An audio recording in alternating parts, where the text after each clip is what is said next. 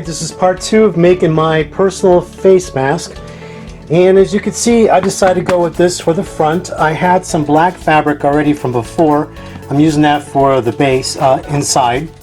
And then as I talked about before, this is going to be a filter for the middle. And then my inner facing, I cut the inner facing out. And there it is. It's going to get fused to the back of this fabric. So now I'm going to go to the press and press this inner facing. And the rest of the video, basically, most of you, all of you people know how to sew. If you don't know how to sew, there's beginner sewing videos out there, but you'll be able to follow me through this. It's not going to be a complete detail for detail, but you're going to get the general idea. Okay? All right. Okay, I like to use a press cloth before I fuse my fabric down. I've got this set on cotton setting, and here we go. And I always like to count to 6 after the beeper goes off.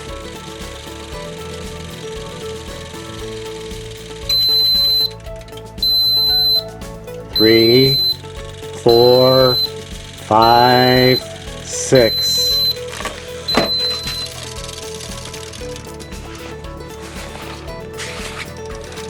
And I'll just adjust it to get the other part that didn't get all fused on the ends, and I'll just continue from here. So the other thing I want to point out is that you want to make sure you're following the grain. So this is the side of the fabric, which means the fabric runs this way, up and down, vertical. And if you try to pull the fabric from top to bottom, it's very strong. Here's a piece I haven't done yet. If you try to pull, it's very strong. But if you try to pull from side to side, it's going to stretch on you. So you want to cut it on the vertical grain for strength. So now we put our pattern on here. This pattern really doesn't show you any arrows for grain, but because the writing is here, we're assuming that the author is going to want you to lay it this way, so the writing is this way and the pattern goes that way. So we're going to trace 2 of these out and then cut them out. Okay, so I did my first tracing like that, and then we want to flip it this way because this is a print, and if you try to just do it both the same way, it's not going to come out, trust me. It's not going to come out on you. And then I'm going to do it this way and then trace around it like this and then cut them out. There you go. So you can see why you needed to flip it when you cut. So when you sew these together, otherwise if you had that flipped, you'd be sewing one side of the print and one side, you know, with the wrong side. So now we'll cut the blue fabric and the black fabric, and then we'll go to the sewing machine. Okay, so I'm going to sew with my standard zigzag foot. These pieces are all going to be sewn the same, where this has to be sewn on the curve like this, okay? My needle position, normally you want to do a 1/4 inch seam allowance. And I do want to tell you on this pattern that I did when I printed it at 110% because I wanted it to be just a little bit bigger and enough for a seam allowance. But my seam allowance I'm using is actually less than a 1/4 inch. Yeah, it's much less than a 1/4 inch. It's what they call shy of a 1/4 inch. So it's all the way over to the right, and then I'm going to sew every other section the same. Okay? Alright, so now what I'm going to do is I'm going to butt it up against the edge of my presser foot, and that's going to be my seam allowance. And you just want to make sure you line up at the bottom and line up at the top. I'm going to start about a 1/4 inch in. I'm going to go backwards, and then I'm going to come forwards. Now, I said this wasn't going to be a beginner class, but why do we start that way? So the fabrics won't shift on you. Because when you go to sew 2 layers of fabric together, as soon as you put on that presser foot and you take your first stitch, the top layer is going to shift forward and the bottom layer is going to go back. And then when you're done at the end, you're going to have, at the end, it's going to be uneven for you. It's going to be uneven like that. You're going to have uneven stitching. So remember that. Now, you can see I'm not using any pins. There's no need to use pins. Use your fingers as pins and keep your fingers clamped on this, okay?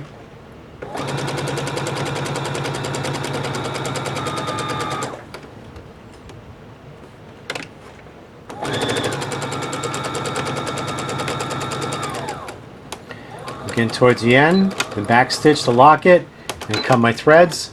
And now what I'm going to do is I'm going to press this open, and I'm going to use a ham to press it open. Okay, I'm going to use a ham to press it open. And then what I'll do is I'll put snips, little snips on the curve to release it, to let it go open. You can see this is much shorter than 1/4 of an inch. You probably want to do 1/4 of an inch. But this is what you do, and this will be the front of the mask. And I'm going to do the same thing on the others. Now, I already did the backing of the mask. I already have the back. Let's back this up a little more for you here. Okay, that's as far as back as I can go. Yeah. Okay, so I already have the back of the mask. And now the next thing I got to do is sew this craft fabric together. One thing I do want to tell you, when you iron this craft fabric, put a pressing cloth over it and iron it very quickly, because it will melt on you. I found that out the first time I used it. It's all polyester fabric.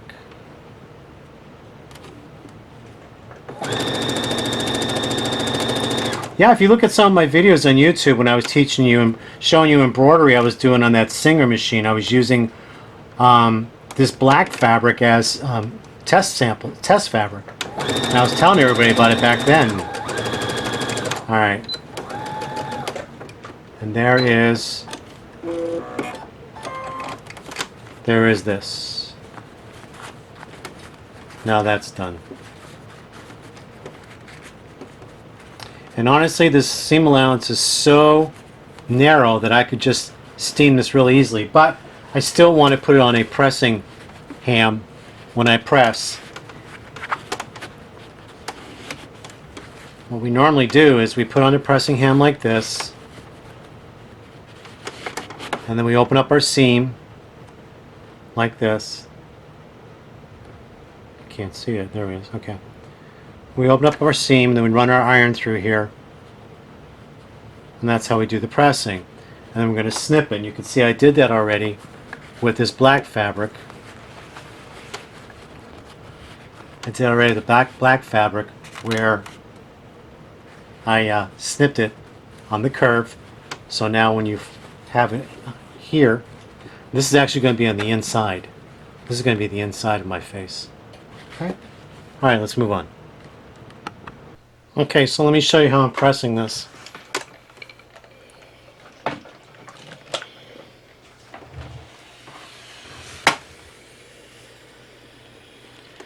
This is on the cotton fabric, and on that inside fabric, that blue liner, you just want to put your iron on low and put a press cloth over this.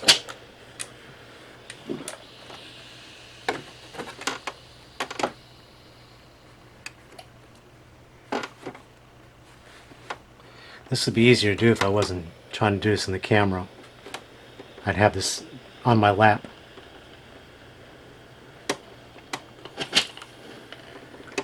There. So this is going to be snipped now. I'm going to snip it. You snip up to the stitching line just to release it on the curve so you can open it up better.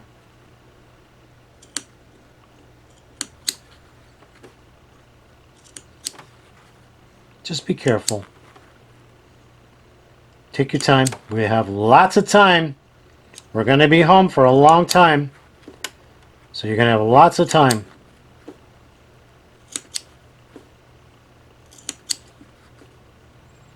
Alright, that's good. Alright, then we open it up and then turn it right. And that's how it's going to be on the front. That's how the mask is going to be on the front then. So then we got to layer these together. So it's like, how are we going to layer these together? Well, we know that we want this blue in the middle. We want the black on the back, right? to do all that, let's just play around here. I'm going to take this. If we sew it all like that, then turn it right side out. That's not going to work. So I've got to put the front layer back here, facing the front layer, the back layer face right sides together. And then let's see what happens when I put this mask. The mask is going to be, let's put this together. It gets tricky, so you got to test it. Because even I forget this part sometimes when I'm doing this. I used to make pillow shams, and I could make them like nobody's business with my eyes closed. It's been years since I've done that, though, so just have to remember how this is going to get pinned. Alright, so if we sew that from the top and the bottom, then when it gets turned right side, there we go. When it gets turned, we're going to turn it from the inside, then we'll have all the layers together. So here's what I've did. I've got the right side of the front facing the right side of the rear, and I have the wrong side of the filter facing the wrong side of the rear. Got that? Now this is where you're allowed to use pins, of course. Pin it along the top, pin it along the bottom. Oh, but there's one thing I forgot. I'm so glad I remembered it right now. Let me take this off. Take this top layer off. We need to put a little wire at the top for our nose. So let me cut some wire and I'll be right back. Okay, you know that picture wire they sell to hang frames on the wall? Well, that's what I'm going to use. And then I'm going to cut about, let's see, what is that? That is, I'm just doing this a rough, maybe this is 4.5 inches. And then I'm just going to take my long nose pliers and I'm going to bend that down on each end. Bend it out of the way.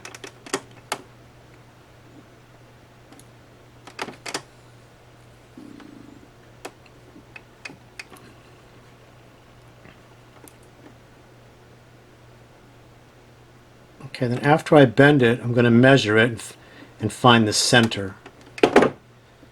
So this is 1, 2. Yep, this is about 4 inches. So 2 inches in the center. I've already marked a line off camera. I took a line where my seam allowance is going to be when I sew this all together. So here's the center of my zigzag. I'm going to put it about right here. And what I want to do is below that below this seam allowance, I'm going to zigzag this in place. So I'm going to set my machine up for a zigzag. And I'm going to zigzag this in place.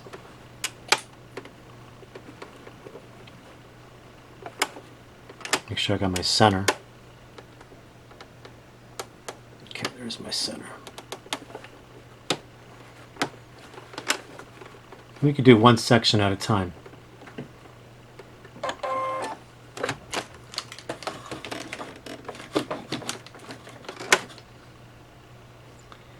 I want that width to be pretty wide.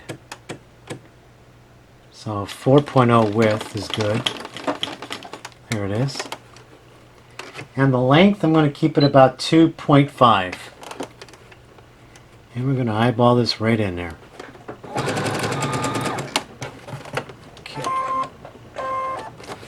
Make that length 3.0.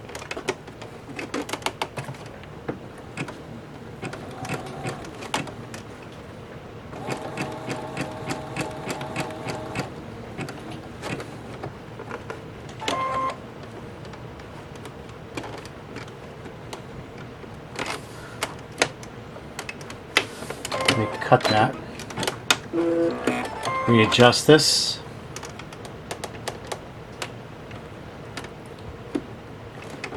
And sew again.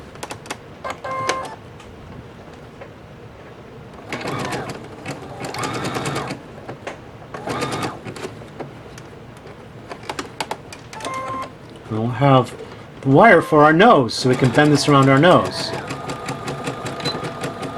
Okay, there it is. Now, in all actuality, if I were to do this again, I would do this. Stupid me. Learn from my mistakes. I should have done this on the lining part, not the front part. That was kind of stupid of me, right? See, we all make mistakes. Now learn that mistake. Once you see me make this mistake, you won't make that mistake, will you? Okay. I mean, it doesn't look bad, but would have been better on the other side. All right. Now let me get all this pinned together. And after I pin all this together, I'm going to sew it around. I'll be back. Okay, so I did this side already, and now I'm doing this. I did the bottom, now I'm doing the top.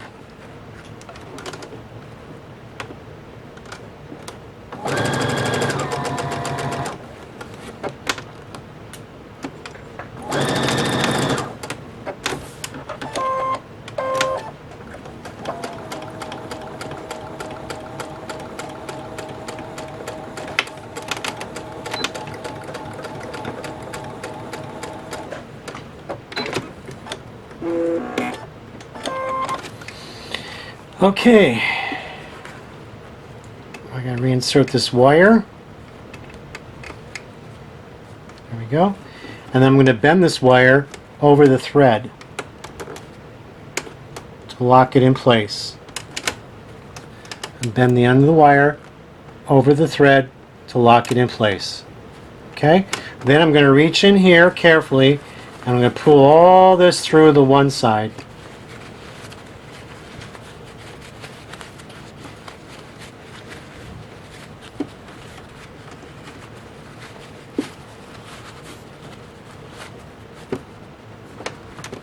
You know what they say, like, they used to call it pulling a rabbit out of the hat?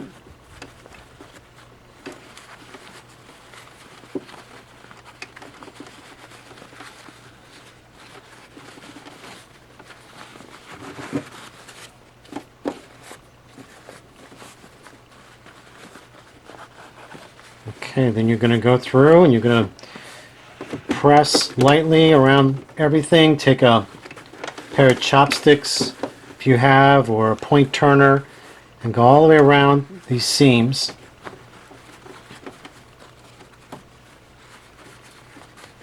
Okay, and then that's your mask. Cut that thread.